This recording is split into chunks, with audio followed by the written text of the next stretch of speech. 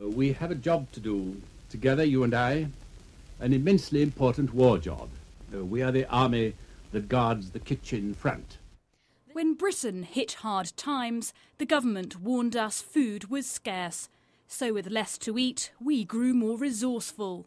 Fast forward to today and another food crisis threatens.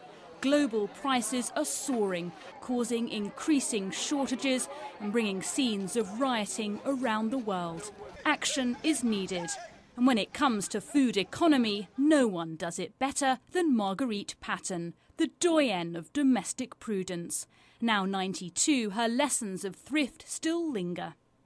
Most people of my age, or even a bit younger, who remember the war years, hate waste. They hate throwing things away. In fact, they look at leftovers really as a challenge. The trouble is, today, that's a challenge few of us rise to. In fact, we've never been so wasteful. Believe it or not, we throw away a third of our food. So for every 3 bags of shopping we buy, 1 bag ends up going in the bin. And that's the equivalent of each of us chucking away £450 every year. This is where our waste food ends up, dumped in landfill. Added together, we annually bin an astounding £8 billion worth of food. That's enough to fill up Wembley Stadium 8 times over. And according to environmental campaigners, this is causing enormous damage to the planet. The main problem with food waste is that when it's sent to landfill, it actually produces methane, and methane is about 26 times worse than carbon dioxide.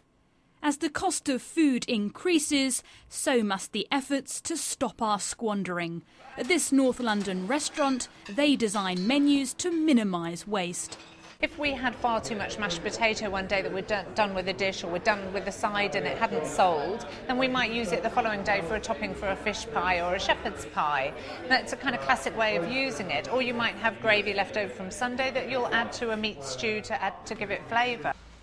Councils are starting to collect compostable rubbish, and some supermarkets, the worst food wasters, are giving their surplus to charities. But there are plenty of ways we can all be a little more frugal with food.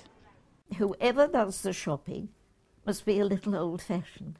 I know it'll take a few minutes, but sit down and say, now what do I want for next week?